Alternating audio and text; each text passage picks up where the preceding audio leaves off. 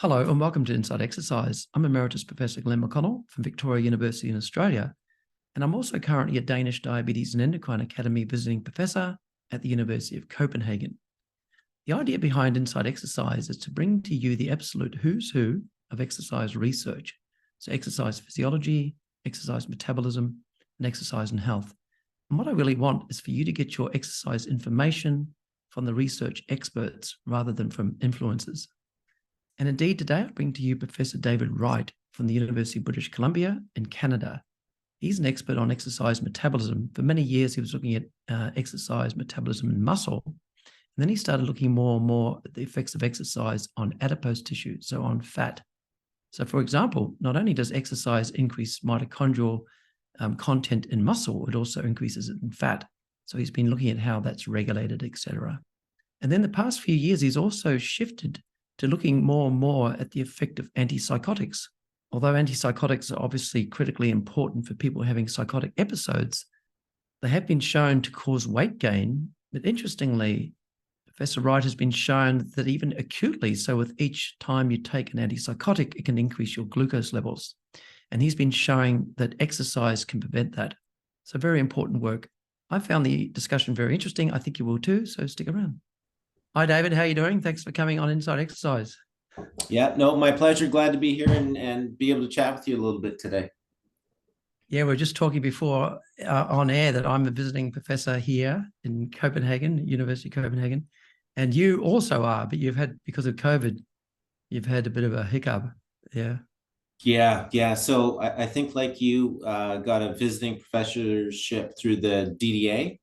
And myself, my entire family were set to come over, losing track of time here with COVID, like 2019, 2020, and then, the world stopped. So instead of doing one kind of big 6-month chunk for my sabbatical, I ended up taking 2 or 3 weeks here and there. So I'll be back over there actually in a few weeks. Oh, great. Well, maybe I'll see you then, because I actually managed to get good with the timing. So 6 months in 2019, then COVID, and then 6 months. And they even let me extend because of COVID. So now I'm back for another 5.5 months. Nice. All right. So we're going to chat about fat metabolism and fat adaptations to exercise. Yeah. But why don't you give us a bit of a background? You look like a bit of a lean machine there. I'm assuming you started off as an athlete or something and then got interested in exercise. Is that how it worked out? And then thanks. I don't know if I consider myself an athlete. I like to run. I like to ride my bike. So I've always had an interest in physical activity, but I never really did anything at a super competitive high level, probably like the majority of folks you've had on this pod. Did my PhD in the Human Performance Lab at Ball State. So I know that you've had a bunch of ex-Ball Staters on this pod, so that's great to see. And I worked with a guy called Bruce Craig, and we did some skeletal muscle glucose uptake type stuff. And then Bruce had actually done a postdoc with John Halsey. So I was finishing up with Bruce. I was looking for a postdoc position. John had a position open, went down and interviewed with the crew down there and was lucky enough to secure a postdoc position. And so when I was in John's lab, my first couple of years, we were looking at the role of calcium and AMPK signaling in terms of mediating contraction-stimulated glucose transport. So this would have kind of been early to mid 2000s. And so that was a fairly hot topic back in that time anyway. So Eric Richter, who obviously you know really well, and Laurie Goodyear were looking at the same questions. And then I kind of switched or transitioned from the glucose transport story. My first couple of years, and probably my last 2 years of my postdoc, we were looking at, mechanisms involved in exercise-induced mitochondrial biogenesis in skeletal muscle, which was really interesting. And I think around that time, I was starting to look for faculty positions. And, I think I realized pretty quickly into my postdoc that I don't want to be looking at the same questions that John was looking at, because I was never going to be able to compete academically and intellectually with that machine, right? So I had a couple job interviews lined up. I wanted to get a little bit of preliminary data of my own. And I kind of had this idea of, could we look at or ask the same questions that we're studying in skeletal muscle, but can we look at it in adipose tissue? What kind of really got me thinking about adipose, this would have kind of been mid 2000s, was the effects of anti-diabetic insulin sensitizing drugs like rosiglitazone. So these AD compounds had a pretty pronounced insulin sensitizing effect, and that seemed to be associated with increases in adipose tissue mitochondrial content or mitochondrial biogenesis within white adipose tissue. So we asked, kind of very basic, simple question: does exercise turn on mitochondrial biogenesis? And does it induce PGC1 alpha in white adipose tissue? So it kind of brought this idea to John, and he kind of rolled his eyes and said, yeah, I mean, you can take adipose tissue from some of these rats that we're training. I don't think you'll see Sorry, anything. mate, I'm going to stop you. Sorry, you keep bashing your table. Oh, sorry. Yeah. And it echoes through the whole. Yeah, sorry. Yeah, so this idea of looking at mitochondrial biogenesis in adipose tissue. So I talked to John about it, said, we're doing these training studies. Can I take some adipose tissue from these rats? Because we were literally just throwing the stuff out. And hang on, he rolled his eyes, so he thought it wasn't. Yeah, he's like, he's very muscle centric, right? Yeah, exactly. Which is fine, which is great. And it's probably a little bit of a blessing in disguise that he didn't have any interest in it. So we were able to get a little bit of preliminary data, and that kind of set the stage for my transition into an independent investigator position when I first moved back to Canada. And so we started to look at, really kind of low-hanging fruit, I think, in terms of, all right, does exercise induce mitochondrial biogenesis in adipose tissue? Yes or no? And could PGC1 alpha be involved in this process? If you go back and you look at the literature, there'd be one prior paper. It was about 1990, 1991. Bente Stolnik from Copenhagen was the lead author on that paper, and that came out of Henrik Galbo's lab. And they showed a pretty nice induction of mitochondrial biogenesis with exercise training in rats. Now I say exercise training, it was swim training, right, in rats. So maybe take that with a grain of salt. But they didn't look at any kind of the molecular signaling pathways that could be involved. Actually, can we just say the grain of salt? So I'm assuming you're saying that to exercise rats swimming, it's like often it's 5 hours, or they put like a weight on the tail. So there's a lot of stress. And I know we'll probably mention it later. You've got some stuff about adrenaline maybe affecting fat. So you're saying we don't know if it's the training or it's the stress. Is that what you're thinking? Or? Yes. Yeah. It's a fairly extreme model of exercise for sure. And I think probably the translational relevance of it to humans is slim or none. But it's a model, right? So I guess any model that we use has its limitations, right? So, but actually, did I say something earlier? I just wanted to sort of maybe a teaching op for people or something. How you went from you were looking at mitochondrial biogenesis and muscle, and then you went to looking in fat, and you're looking at AMPK and calcium, and then so maybe that's regulating in fat as well. Because I was actually at a similar time, I was looking at regulation of glucose uptake, AMPK, but seeing if it was going through nitric oxide, and then calcium, because nitric oxide synthase is a calcium-dependent enzyme. Say, maybe it's going that way to glucose uptake. But then probably about the same time, I thought, wonder if it's affecting mitochondrial biogenesis, but not in fat, but in muscle. And I literally had a grant application. I crossed out glucose uptake and wrote mitochondrial biogenesis, and it got funded because they both were saying it could be calcium, it could be AMPK, it could be nitric oxide.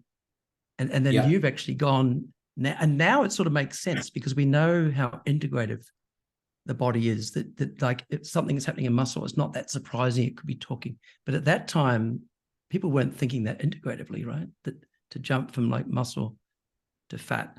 Yeah.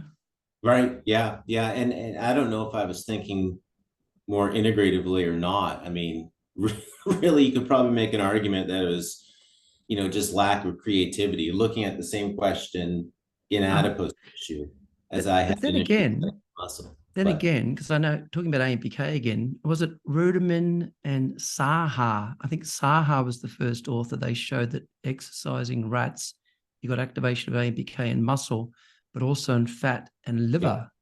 Now, was yeah. that around the same time, or was that? Yeah, it was, and I might be getting the dates wrong. There's work from Ruderman's lab kind of came out early to mid 2000s, and Laurie Goodyear's lab as well. And so Laurie's done some really, obviously some really Mm, seminal work in the mm. field of exercise physiology and biochemistry, but they showed that exercise-induced increases in AMPK in adipose tissue was dependent upon catecholamine signaling. Oh, great. Okay. Well, this is really interesting, maybe for you and me, but we're probably a little bit ahead of some people. So, can Yeah, we start off just thinking about during exercise, what's happening to adipose tissue, at sure. different intensities, different durations, and things. So, what people tend to think about just generally with, Sure. release of it. Yeah. Mhm. Yeah. So I think once we start exercising, one of the initial signals or triggers that goes off, it's an increase in circulating catecholamine levels. And Mm, so talking epinephrine or norepinephrine, adrenaline or noradrenaline, depending upon mm, where you mm. live, right? And that is going to be a really potent stimulator of adipose tissue lipolysis. So lead to the liberation of fatty acid from adipose tissue. So it'll get kicked out into the circulation, and then it can get taken up by skeletal muscle and used as a substrate to fuel that So we're talking contraction. about subcutaneous. So the fat that people think of, just your love handles and whatever, just the normal stored fat under the skin. Yeah. Under the skin, and then also visceral adipose tissue as well. So So, or yeah, that will also be liberated during that's exercise. interesting. So does okay. So do we actually know? I'm cutting off there, but is most of the fat during exercise coming from subcutaneous and some from visceral, or is it 50-50? Or so visceral is around the organs. People Right. not so sure. Yeah. Yeah, that's a great question, Glenn. And I'm trying to think of any data that would kind of show relative percentages of Mm. fat that's mobilized during exercise, if it's primarily subcutaneous versus visceral or not. Jeff Mm. Horowitz Okay. might have some data on that. Yeah, I Mm-hmm. can't recall off the top of my head, but I think it's probably No safe to worries. assume that both kind of broad depots Mm. are contributing as we exercise. And I think that, the greater the exercise intensity and the longer the duration of exercise, you'll see a greater contribution, right? And so if you're exercising for multiple hours, there will be a Mm. significant contribution of adipose tissue derived fatty acids as substrate to be oxidized by skeletal muscle. And I think especially as glycogen levels in muscle and liver start to deplete. Yes. So with prolonged exercise, but with the intensities, there's obviously the studies showing like maybe 65% VO to max might be 50-50 fat and carbohydrate. Then above that, it's going to be more carbohydrate. But I guess then you start talking about, well, is an absolute versus relative. But Yeah. essentially lower intensity prolonged, you'll burn more fat, yeah, even Yes. though you're burning less Yeah. calories per minute. Yeah. Okay. Yeah. Yeah. Exactly. Mm-hmm, mm-hmm. And the adrenaline Yeah. is part of what's stimulating that. It is. So the increase in adrenaline and noradrenaline, and then the reduction in insulin, right, that occurs during Mm-hmm. exercise as well. So insulin has an anti-lipolytic effect. So kind of the ratio between those two. Okay, Yeah. cool. All right. So you're getting the adipose tissue. Well, it's lipolysis, yeah. So breaking down the stored triglycerides to fatty acids into the blood, and then the muscle can take it up. And I guess we should mention because I know students don't always remember the intramuscular triglycerides. So is it worth just mentioning that this the intramuscular triglycerides as well? Sure. And that's an area that we don't study that much really at all. But intramuscular triglyceride is also a contributor to the provision of of fatty acid to contracting skeletal muscle during exercise. And some of the same pathways that you see in adipose tissue are also activated in skeletal muscle, right? So we look at the activation of some of these lipolytic enzymes, hormone sensitive lipase, ATGL. Those are both activated in skeletal muscle and in white adipose tissue during exercise, and probably contribute to exercise-induced lipolysis in both tissue beds that we're talking about. Right. So that's acute exercise, but I guess you're thinking more about adaptations to training. Is that right? In terms of effects on fat. So what are you looking at, and what are you finding there? Right. So kind of our earlier work in the area show that if you exercise, train a rodent, and we've done this with swim training, that was our initial work, right? Also with forced treadmill exercise, which is a little bit better than swim training, so you can control the duration and intensity. Still stressful to the animal. And then voluntary wheel running. So just giving other rats or mice access to a voluntary running wheel in their cage, and just letting them go at it. And so, depending upon the strain of animal that you're looking at, animals can run, somewhere in the neighborhood of 5 to 10K a night. So a high volume of exercise for sure.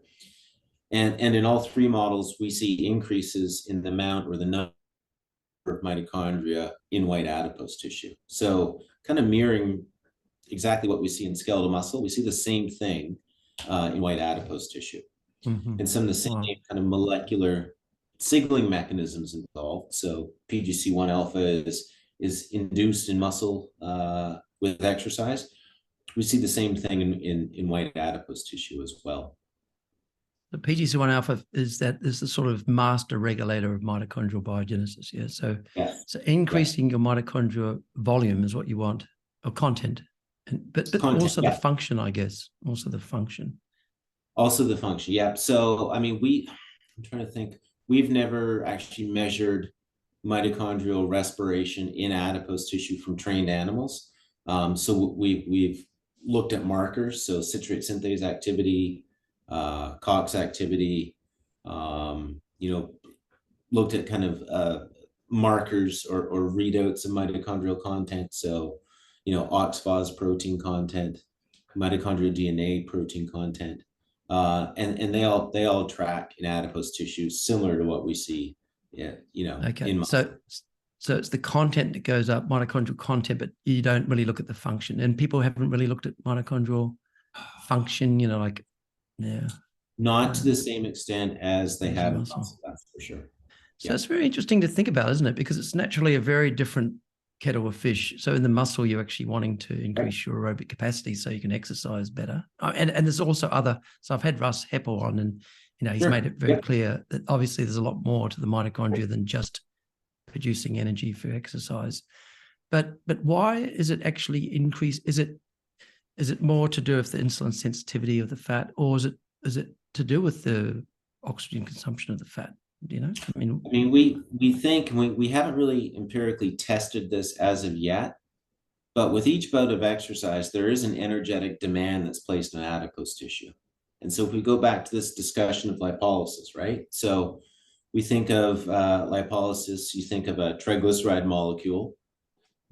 Adrenaline goes up, binds to its receptor, turns on some signaling pathways, and you have a release of fatty acid out into the circulation. And that's really kind of an oversimplified view biochemically of what's going on in adipose tissue. And you stimulate adrenergically, right?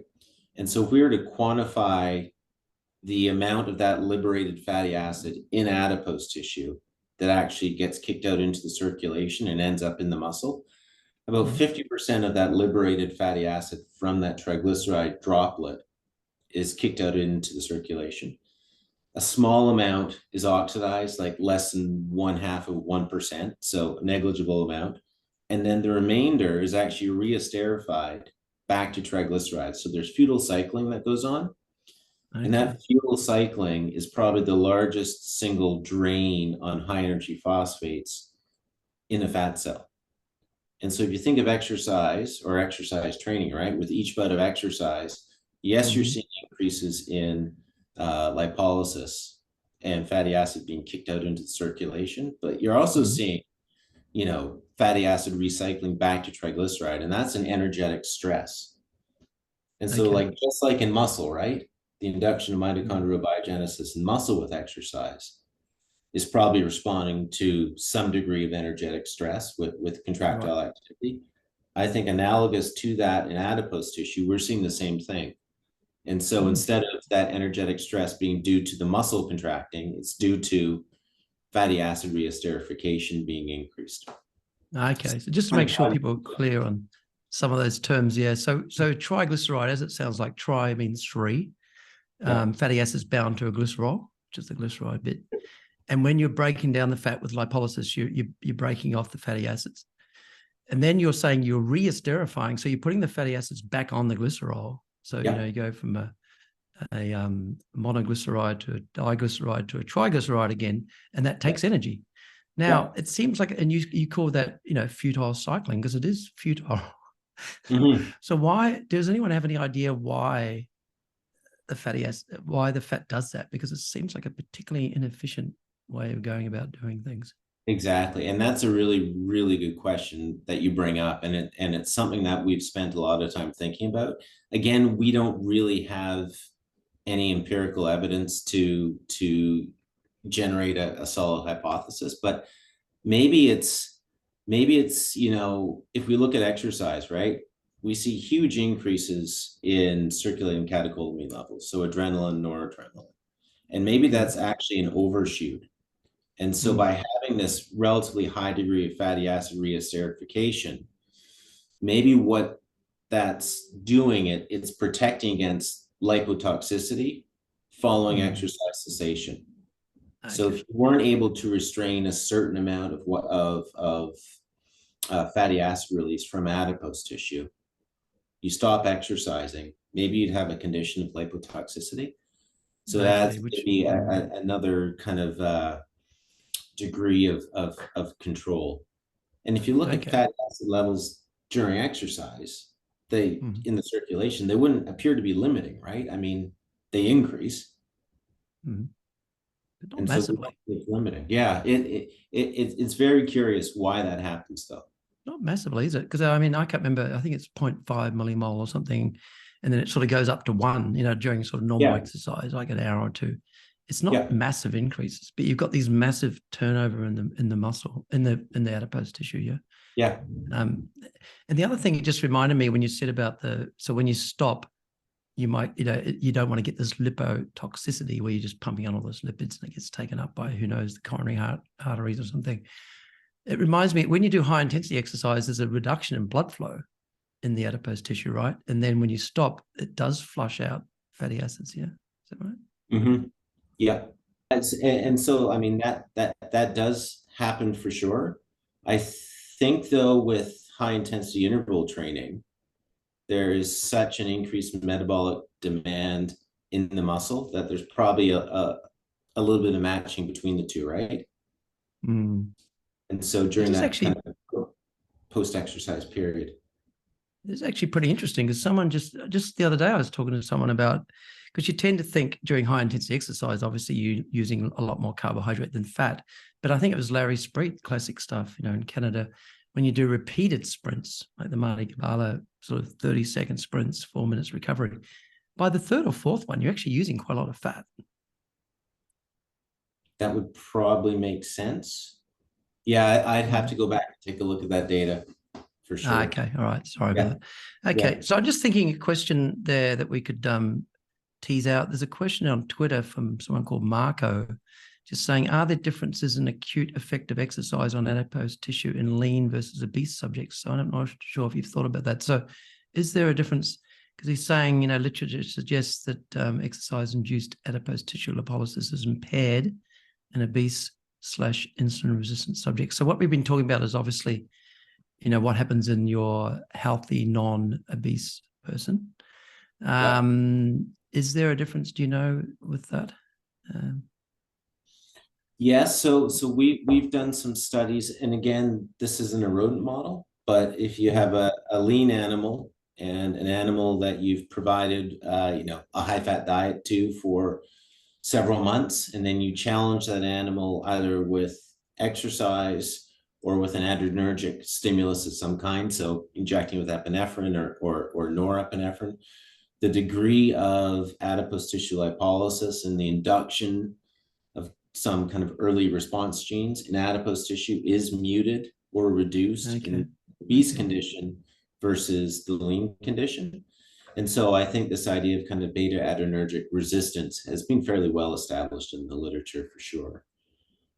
Okay, so that means during exercise, they'd be having less of the adrenaline effect to like have lipolysis and re-esterify. There'll be just sort of less of everything going on. Is that the idea? Or, yeah, that's a good question.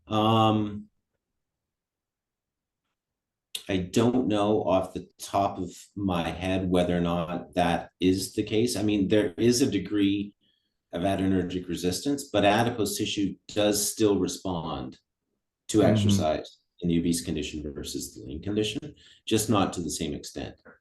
All right. No, I wonder if that could be the part of the reason why they tend to burn more carbohydrate during exercise, perhaps.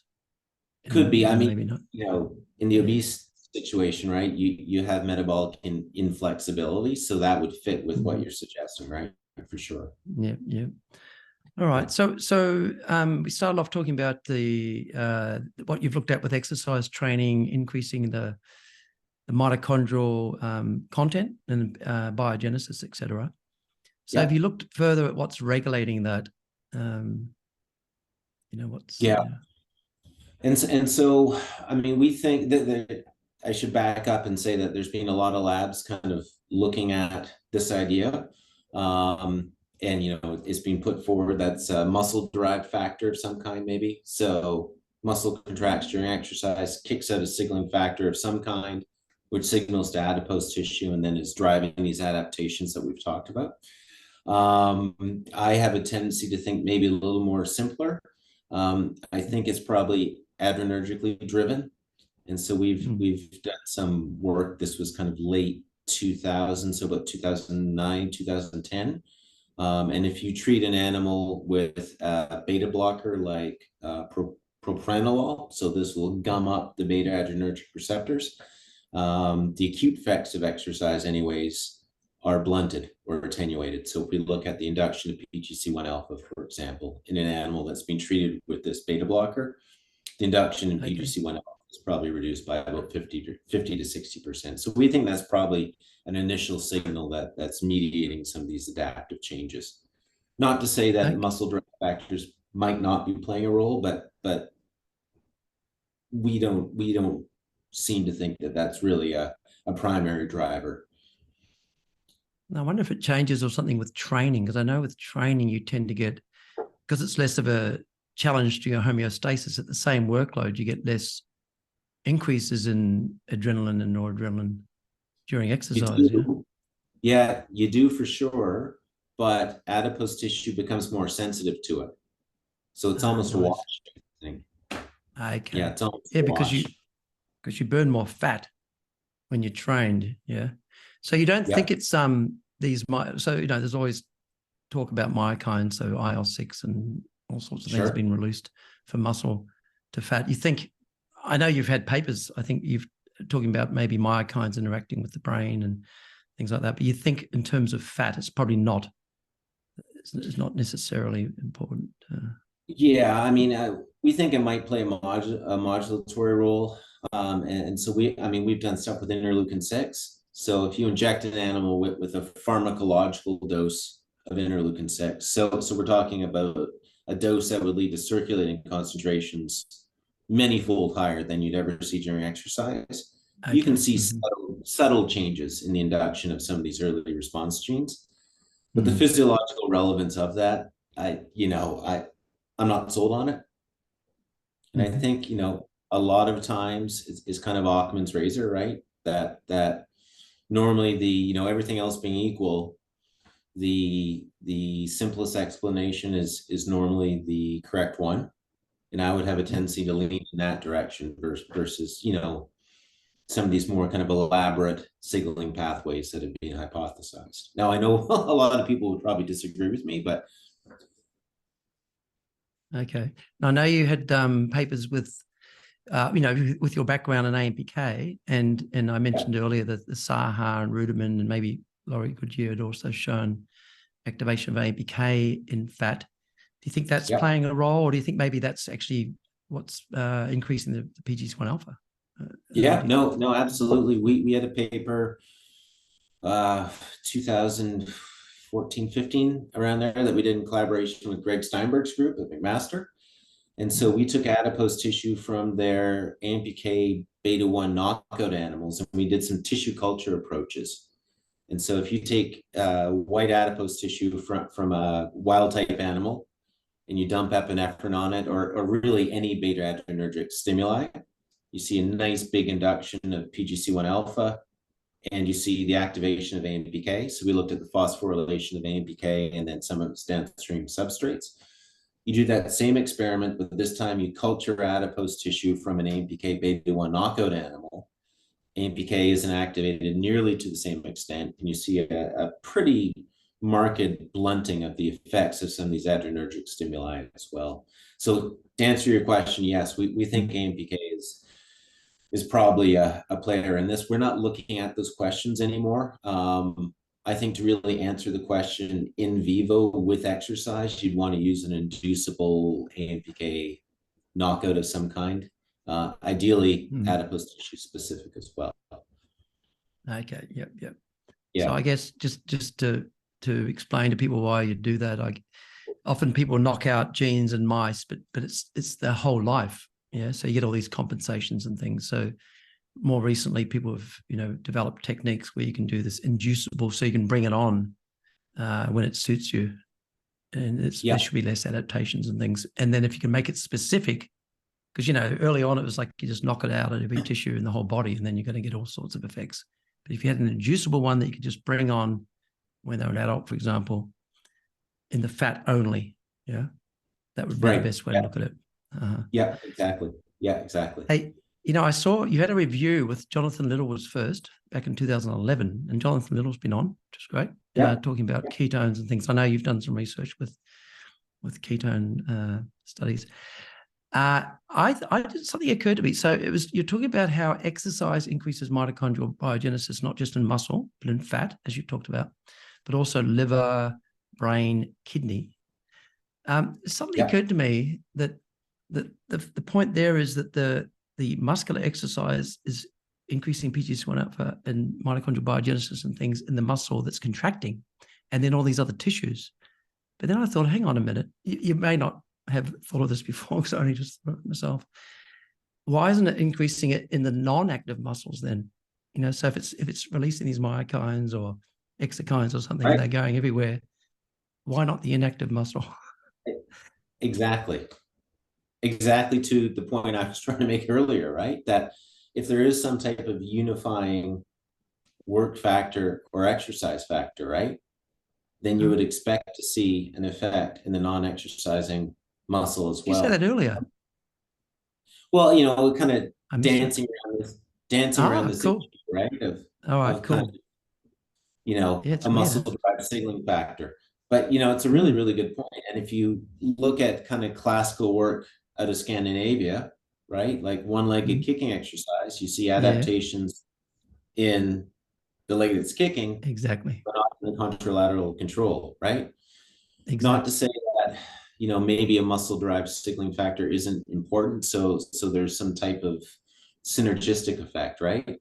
That's exactly what we're doing here. We track we exercise one leg and do insulin sensitizing in both legs and look at the mechanism. That's very interesting. And what it might be is you don't actually want your inactive muscle to have increases in mitochondrial biogenesis and things, do you? Because it doesn't sort of make sense, but it makes sense obviously in these other tissues, or it wouldn't be happening, I guess. Exactly. It's philosophical, but yeah. And so I think any tissue that is going to undergo a degree of energetic stress during exercise, I would predict that tissue would then respond by increasing the amount of mitochondria, right? Exactly. So whether it's adipose tissue, heart, liver, there you go. And the inactive muscle isn't having an energetic stress. Perfect. All right. So we just sorted that one out. Now, what I've thought about a lot is the fact that you've done a lot of studies, and it's very interesting on this concept of beiging, so and turning white tissue more brown. So do you want to just explain first of all what that is, because people may not even realize there's different types of adipose tissue, Sure, and sure. and whether exercise does actually cause changes. Yeah. And so we kind of think of adipose tissue perhaps naively along a continuum. So on one end of the continuum, you have white adipose tissue. So this tissue depot that's engineered to store excess calories as fat. And then on the other end of the spectrum, we have brown adipose tissue, which at least in a rodent is a thermogenic organ. And when brown adipose tissue is activated, it turns on heat producing processes, right? And then in the middle, we have a type of adipose tissue called brown, or I should say beige or bright adipose tissue. So this is white adipose tissue that has pockets of brown adipocytes within it. So this would be characterized by the presence of uncoupling protein 1 and multi-locular fat cells. So one fat cell with multiple lipid droplets within it. Mm-hmm. And really do you want to just tell us why is brown adipose tissue important? You said thermogenic. Maybe just explain what that means and why it's right. So it turns on heat producing processes to maintain the core temp of the animal. So if you take an animal and you put it from room temperature or thermoneutrality, which is a little bit warmer, into the cold, brown adipose tissue will be activated, probably through some of the same mechanisms that we've been talking about before, so adrenaline and noradrenaline. And this is going to lead to the generation of heat. And that would be futile cycling as well, I guess. Yeah, exactly. Yeah. And so this is thought to be have been a potential anti-obesity target, right? So if we can turn on brown adipose tissue, maybe this could either prevent the development of obesity or be used as a treatment modality for it. Okay, so because you'd be churning through energy. Exactly. Yeah, exactly. And so what's interesting with exercise is, at least if you perform that exercise at room temperature, so animals are housed a little bit below thermoneutrality. And thermoneutrality is the temperature range where the animal doesn't have to engage any additional heat producing processes. And an animal, a mouse anyways, at thermoneutrality, their thermoneutral zone is around 28 to 30 degrees Celsius, depending upon who you read. And so if you house animals at room temperature, which is comfortable for us and the graduate students and postdocs doing the work, there's a little bit of thermoneutral stress or thermal stress in the animal, right? And if you exercise the animal under those conditions, you see a beiging of white adipose tissue. And so by beiging, it'd be the presence of these multilocular fat cells. It'd be the presence of uncoupling protein 1. And it would be the presence of some of these genes and proteins involved in fat oxidation. And this has been a really consistent finding in the animal literature anyways.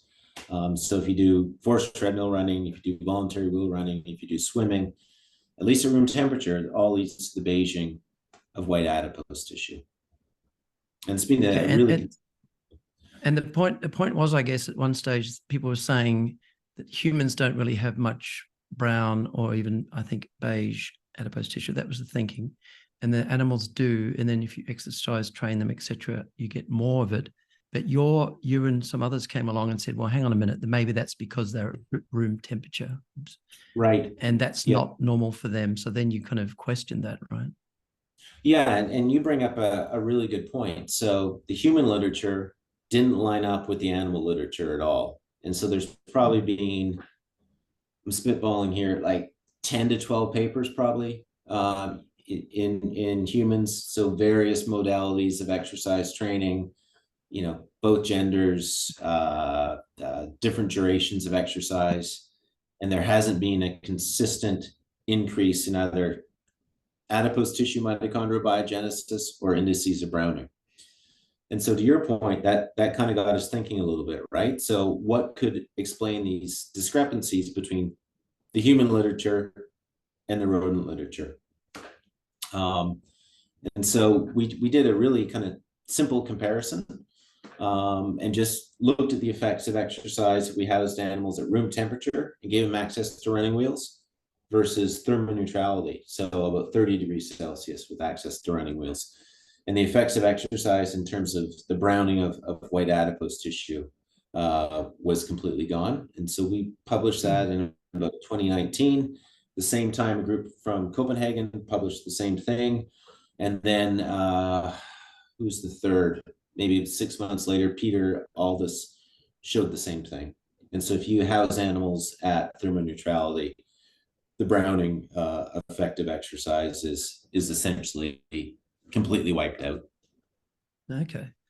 So basically, animals, I guess it depends on the animal, tend to have more brown fat than humans, but Yes. what they've got tends to not be affected by training. Yeah, is that what you're saying?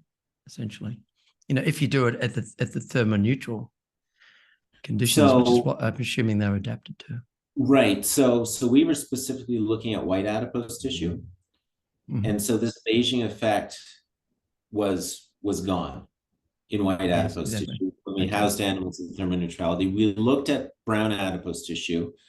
There's an effect of housing temperature for sure. So things like uncoupling protein 1, gene expression and protein content were reduced in brown adipose tissue. If we just did the temperature comparison, there wasn't much of an effect of exercise per se. Work from Rolando Cedia's lab at York has actually shown a reciprocal regulation of those two fat depots with exercise, which we think is pretty interesting. So again, at room temperature, if the exercise trains rats, he sees a beiging of white adipose tissue, while at the same time, markers of thermogenesis are reduced in brown adipose tissue. Okay. But at least in our hands, we don't see much of an effect of exercise on bat. Okay, so what about humans? So it was thought we didn't really have much brown. I don't know about beige, but is it thought now that there is, that they've got more sensitive ways of measuring it, that there is maybe some subscapular or something vaguely? There is, and this, like, we don't delve into this methodology that they're using to actually measure it, but depending upon the subject or patient population, you can detect it. I think perhaps one of the caveats to those measures is that when they do the measurements, is combined with a cold challenge. And so those participants are, they're sitting in a room at 12 to 15 degrees C. So they're actually activating brown adipose tissue, right? So they can see it. So they can see it. Yeah, exactly. Okay. So I guess what's the takeaway here? So with the, because I guess we're not overly interested in the rodents and how much brown fat they have and things. I guess the idea was, you were saying people were thinking that if we could increase our brown fat turnover, etc., we could burn more energy. But is that looking? I know you haven't really looked at that, but is that looking like it's not really a thing at the moment? Yeah, I mean, I think the majority of data would probably suggest that that's not the case. That's not to say that brown adipose tissue couldn't be doing something else, right? Maybe it's kicking out a bradykine of some kind that could be influencing systemic metabolism and could have beneficial effects on insulin sensitivity, fat metabolism, etc. But from an energy expenditure standpoint, if we're just looking at energy balance as our endpoint, especially with exercise, I don't think it's doing much. Okay. So what about the white adipose tissue then? During exercise, we talked about it, lipolysis, et cetera, going on. But what about the adipokines? So things that are released from white adipose tissue, they're increased during exercise. So leptin, adiponectin, is that right? Acutely, we don't see changes. With exercise training, you will, for sure. Okay. So if you compared a an obese animal that was sedentary versus an obese animal with that you exercise trained.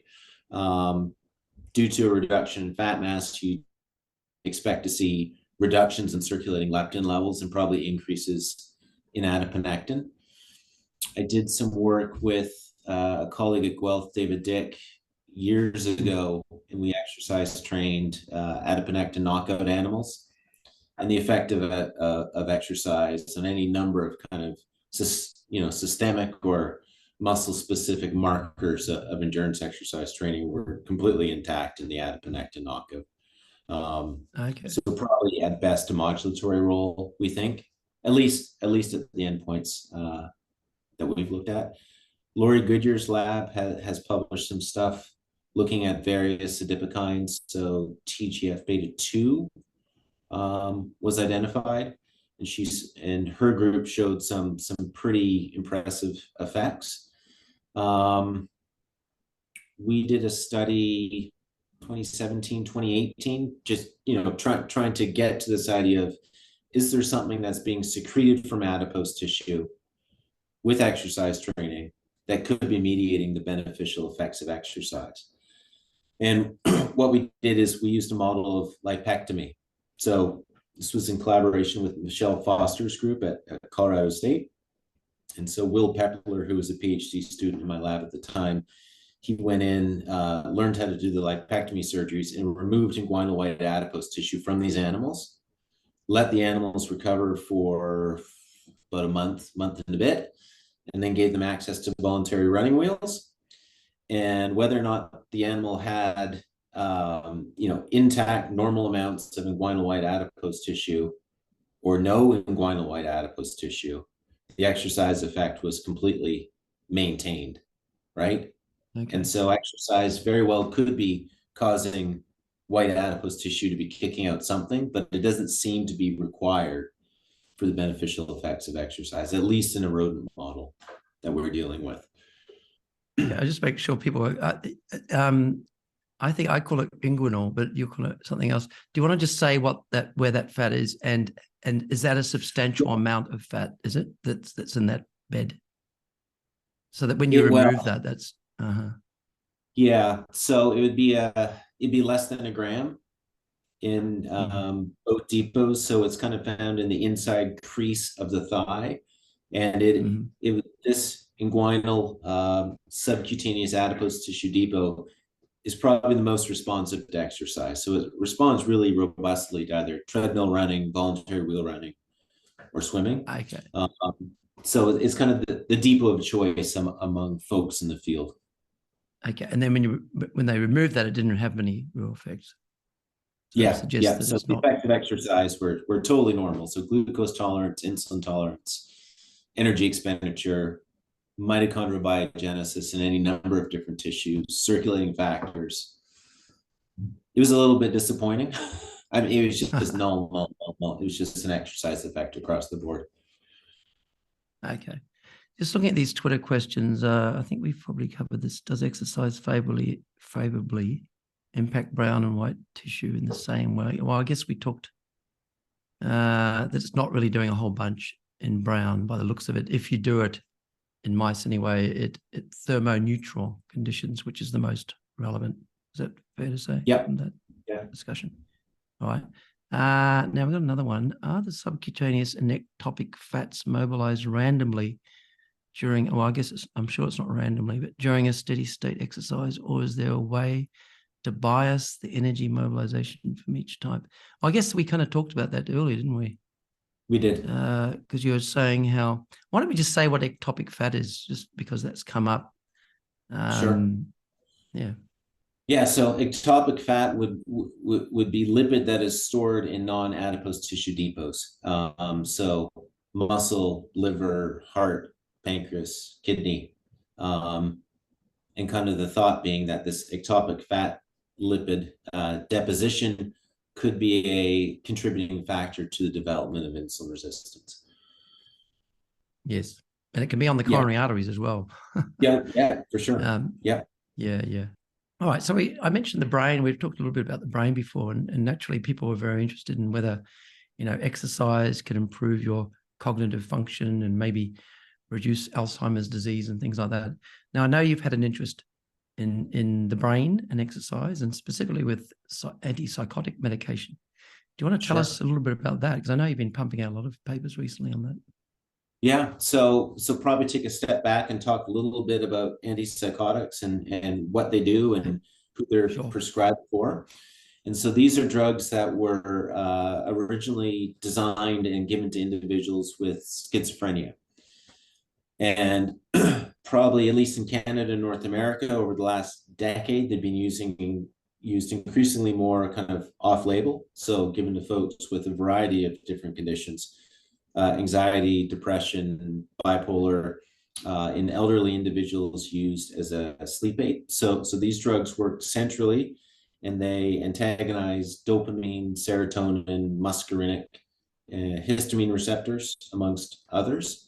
Okay. And so these drugs are really effective at reducing psychoses, but they have some fairly pronounced metabolic side effects. And probably, one of the most well-described is weight gain, obesity, increased risk for developing type 2 diabetes and cardiovascular disease. So this would be with chronic use. And so there's been a wealth of papers in that area. But I think probably an underappreciated metabolic side effect of these drugs is that with each dose of drug, it causes acute increases in blood glucose. So these spikes in blood glucose. And this has been shown with each dose of drug, right? And so if you look at it from the standpoint of, the development of cardiovascular disease, endothelial stress, things like that, obviously not a good thing. And those acute metabolic side effects have been shown both in preclinical models and in a clinical patient population as well. So it's a pretty consistent finding. And so probably 5-6 years ago, we became interested in this question. And so kind of what we did first was we kind of wanted to figure out what could potentially be driving these spikes in blood glucose that we see with each dose of drug using a rodent model. And so if you take an animal, inject with an antipsychotic, and one of the antipsychotics that we use is a drug called olanzapine, we see increases in blood glucose, causes a spike up to maybe 12 to 15 millimolar blood glucose within an hour. So keeping in mind, in humans, glucose is usually about 5, but in rodents, I guess 6 or something. So it's like a doubling. Depending upon whether it's fed or fasted, we do all of our experiments in a fed state. So it's about a doubling in blood glucose levels. So a doubling. And we think that this is probably mediated by increases in liver glucose production, secondary to increases in glucagon. So in that same experiment, if you look at serum glucagon levels, so glucagon is a neuroendocrine regulator of hepatic glucose output. Serum glucagon levels are increased probably, threefold. So it's a fairly robust increase that we see. And then if we do that same experiment in a glucagon receptor knockout animal, the animal is completely protected against olanzapine-induced excursions in blood glucose. So we think that's probably one of the mechanisms that's mediating these effects. And so we wanted to see, all right, we know that exercise has all these potent insulin sensitizing effects. So, work from your colleague Eric Richter, right, back in the early 80s with Neil Ruderman. Single shot of exercise sensitizes the muscle to insulin. Work from John Halsey and others showing that muscle contractions stimulate glucose uptake independent of insulin. We did a very, very simple kind of study design. Took animals, exercised them on a treadmill, took them off the treadmill, or took sedentary animals, and then immediately treated with olanzapine, which is our kind of antipsychotic of choice. In the sedentary animals, blood glucose levels go up. In the animals that had previously exercised, blood glucose levels were completely flatlined. So exercise has a protective effect, which is great. We've done similar experiments using voluntary wheel running, which is a little bit trickier to do because you can't control how much an animal wants to run or not. And you know, if you give an animal access to a voluntary running wheel overnight, and then take the animal out and hit with the drug again, pretty much flatline. Yeah. So we know that exercise has a really kind of marked and robust protective effect against SGA-induced hyperglycemia.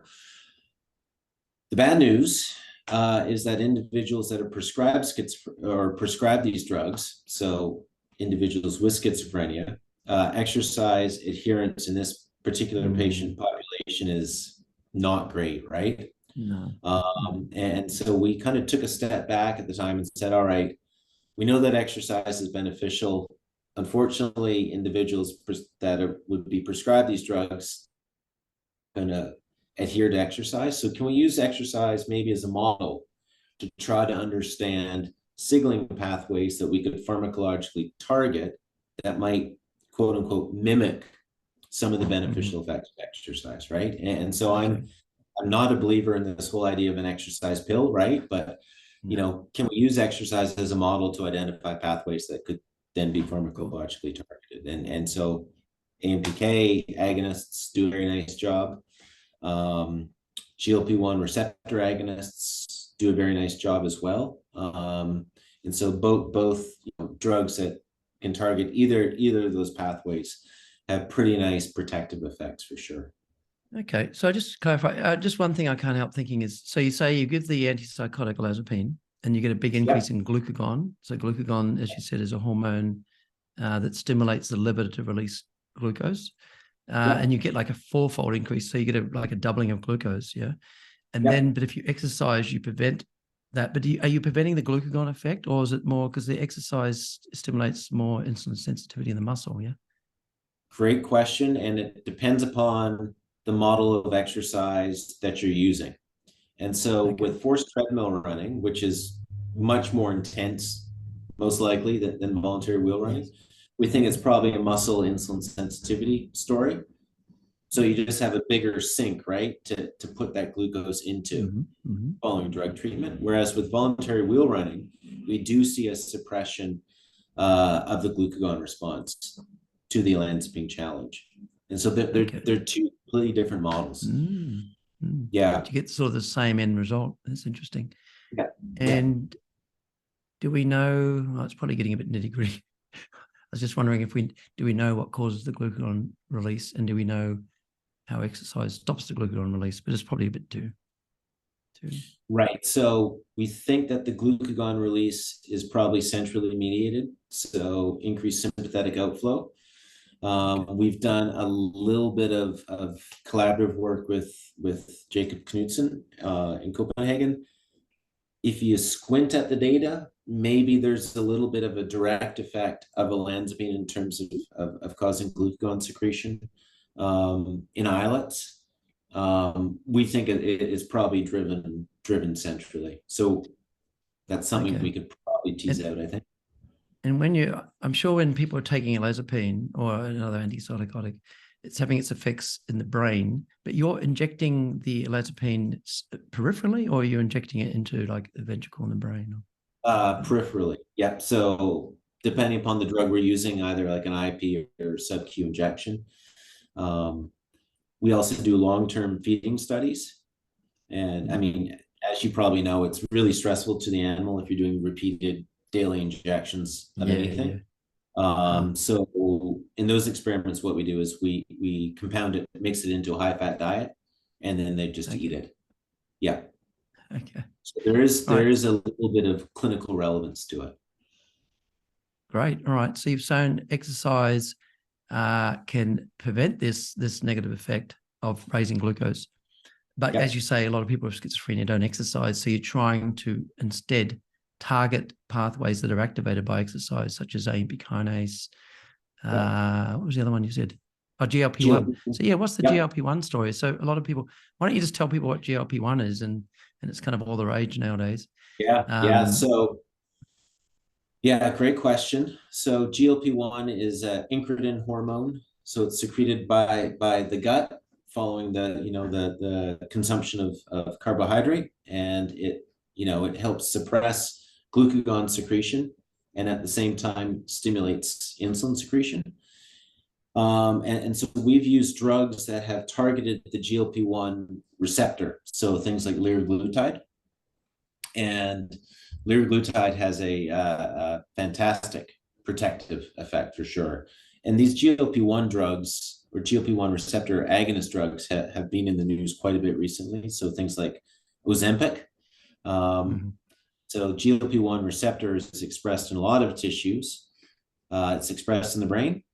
And this drug called Ozempic causes fairly marked weight loss through inducing satiety.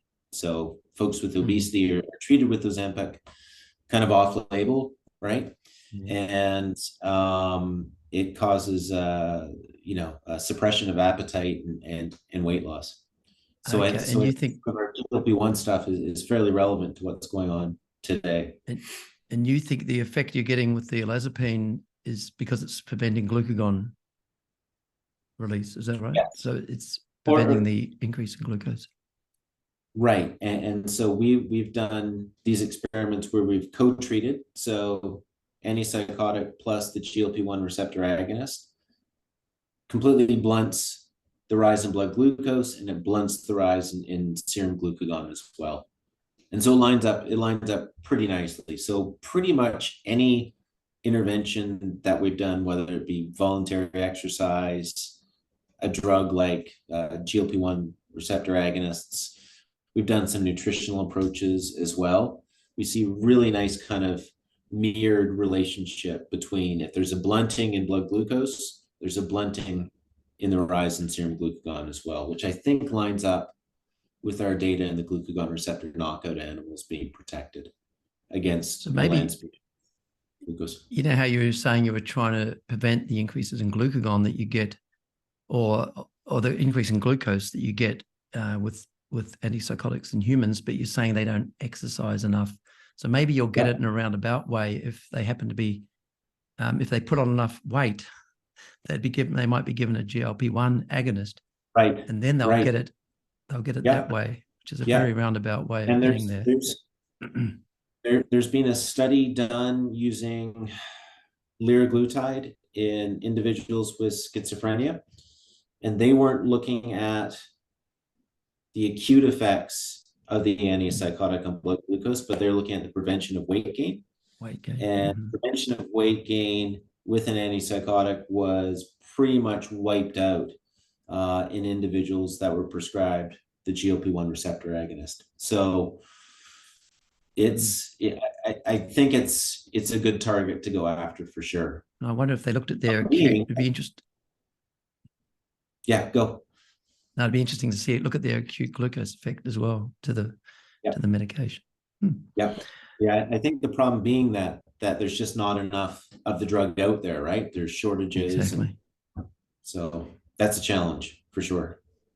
Yeah, that's the thing. It's interesting because it's been around for years, but it's only really come into the mainstream sort of thinking because I think, as you said, it's kind of off-label that they're prescribing it now, not just to people with type 2 diabetes, but to overweight, obese people as well. And then you can get to the point where there's not enough medication for the people with type 2 diabetes.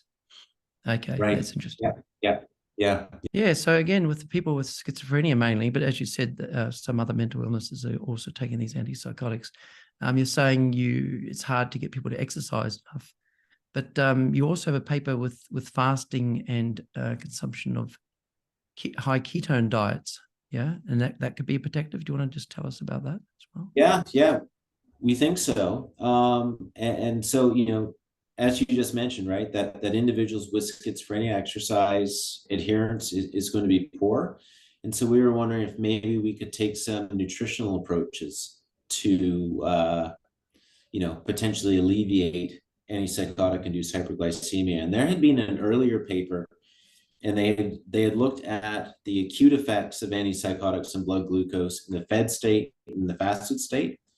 And in the fed state, they saw the expected increases in blood glucose. And in that same paper, in a different panel, they showed it under fasting conditions. And under fasting conditions, it was markedly reduced, but they never did a direct comparison between the two. Okay. which is just like, I have no idea why they didn't. So we Mm. went ahead and repeated that and did a direct comparison between the two. And if you fast an animal overnight, so we're looking at about a 16-hour fast, the fasted animal is completely protected against olanzapine-induced hyperglycemia. Again, that lines up pretty nicely with suppression of glucagon secretion. Oh, And so okay. we thought, all right, what is it about fasting that could be mediating this protective effect? And one of the kind of hallmark characteristic changes of fasting is increases in fatty acid oxidation, right? And so a marker of that, at least systemically, would be beta hydroxybutyrate. And old work, like kind of late 70s, early 80s, using a perfused rat pancreas, I think. You perfuse that pancreas with ketone bodies and glucagon secretion is suppressed. So we thought, maybe this could be a potential mechanism. So we did a follow-up to that fasting study and just went ahead and took mice and injected them with, beta hydroxybutyrate at various concentrations, and then treated with a ketone body. which is a ketone body, and then treated with the antipsychotic. Wasn't much of a protective effect at all. So then we thought, all right, maybe we need to jack up ketone bodies even higher. So we talked to John Little, and he sent us some oral ketone esters, which we ended up gavaging the animal with, and that causes screamingly high beta hydroxybutyrate levels. So ketone bodies were up around 6 to 8 millimolar. So like well outside anything really physiologically relevant. And again, so gavage with the ketone ester, that wasn't protective against the effects of the antipsychotic. So kind of took a step back and said, all right, we have this fasting effect. We can't really mimic that, at least acutely, with either beta hydroxybutyrate, which is a ketone body, or these oral ketone esters. So maybe we need to have these, an increase in ketone bodies on board for a longer period of time. So how could we do that? So ketogenic diet, right? Which is kind of all the rage. I don't know if you've had anyone on the pod outside of John that's talked about ketone bodies at all, but so far only John, but yeah, I've got a couple of others. So we fed animals a ketogenic diet for a couple of days. The reason that we did a relatively short-term feeding was we wanted to minimize differences in body weights between the two groups. At least in a mouse, that if you feed them a ketogenic diet, they lose weight really, really rapidly. So we kind of matched them as best we could for body weight. So 2-day ketogenic diet, treated with the antipsychotic, and the animals were protected. So the animals that had been eating the ketogenic diet were protected. And again, that seemed to line up pretty nicely with the suppression of glucagon secretion as well. And so we think, maybe fasting, maybe ketogenic diet could be beneficial. I think we still kind of run into the same problem though, Glenn, of adherence issues in these individuals, right? So there's so much going on: apathy, social withdrawal, amotivation, that really getting them to follow a fairly strict dietary regime could be just as difficult as getting them to perform exercise, prior to taking antipsychotic. So I think if you were to try to pull off this type of study to try to get kind of proof of principle clinically that it would be protective, you'd almost have to do it. I think you would have to do it in an inpatient setting of some kind. I don't think you could do it otherwise. I think adherence Isn't would it just interesting? Yeah, if you could get them to do it, it would be interesting because you're getting both preventing the overweight that they tend to have as well, right, and the glucose spikes. So, but I wonder what effect it has on their mental health. I guess we don't know from mouse studies, but even if you, because I guess that's the thing as well. Even if you prevented the increase in weight and you prevented the glucose spikes, that would be good for their diabetes and things, risk of diabetes. Right. But wonder if it has any. Do you know? Has anyone looked at? And this is getting way off. Has anyone looked at the effect of ketogenic diets on mental health? People cognitive function? I don't know. Yeah. So I have a new postdoc in the lab that just started, and so he's done some behavioral work in preclinical mouse models before. So cognition and that type of stuff, open field tests, and so we're going to try to answer some of these questions, right, in a long-term model of olanzapine treatment. To your point, right, I think it's really, really important consideration that it's great if you're improving metabolic health, but not at the consequence of reduced drug efficacy in terms of, mitigating psychoses, right? I guess that's the end point, isn't it? If they're getting less, that's the end point, right? And exactly. So that's what we really, really need to tease out. And I think what we also need to do is to repeat some of these studies in a rodent model, a preclinical model of kind of psychiatric illness. There's not a lot of really good ones out there. There's a few that we've talked about doing, but I think that will be an important consideration as well moving forward. And I guess no one's thinking. Is anyone thinking about these in human trials? We've thought about it. Yeah. We've thought about it. So my lab is actually at BC Children's Hospital Research Institute. And so I've talked to clinician colleagues of mine here, and we'd like to at least attempt something at some point. Really, really tricky patient population to deal with, though, that's for sure. And I guess I'm guessing, but I hope I'm wrong. Is it fair to say that the average psychiatrist probably wouldn't know about these acute effects of antipsychotics on glucose levels, for example? I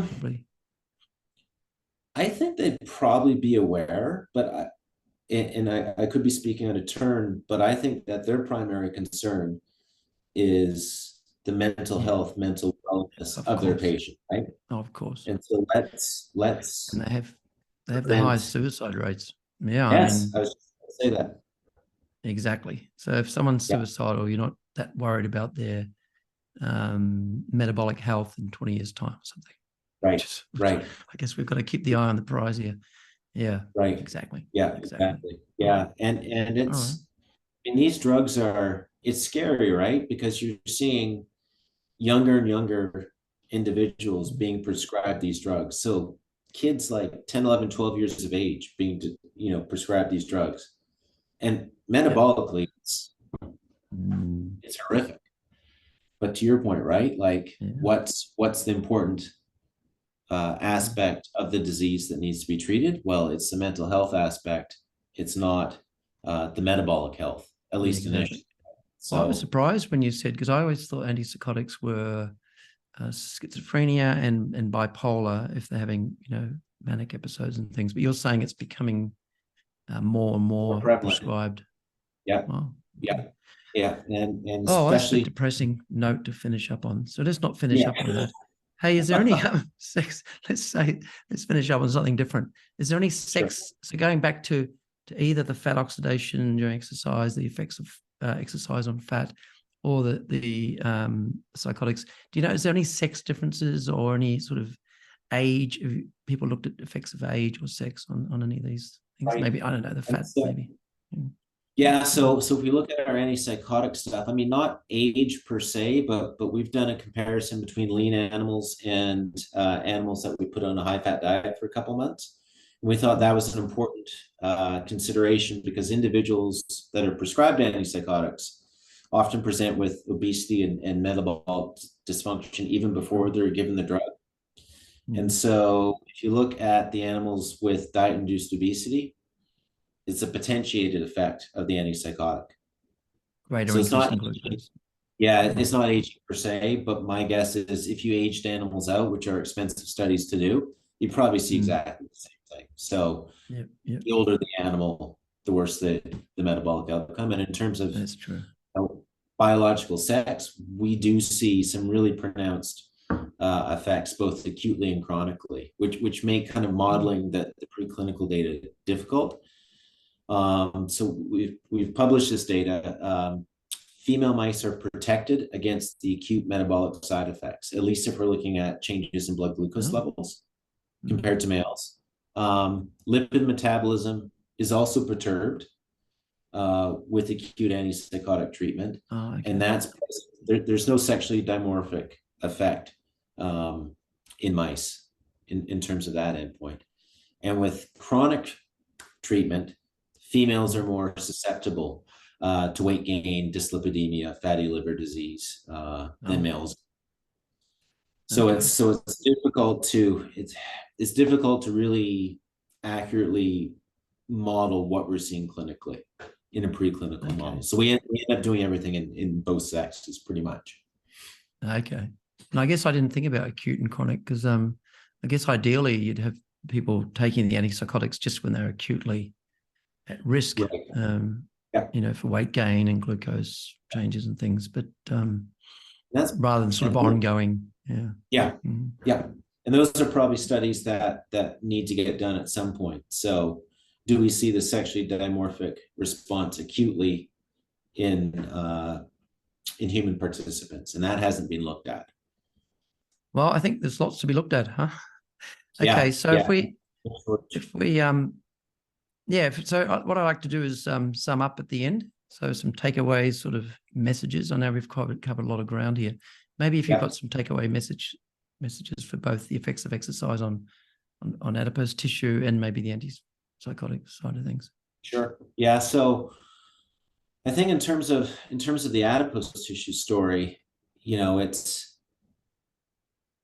I think there's a couple of really two big questions that still need to be addressed. So one, why don't we see these metabolic adaptations in humans when we see it in rodents, right? And that could be due to housing temperature.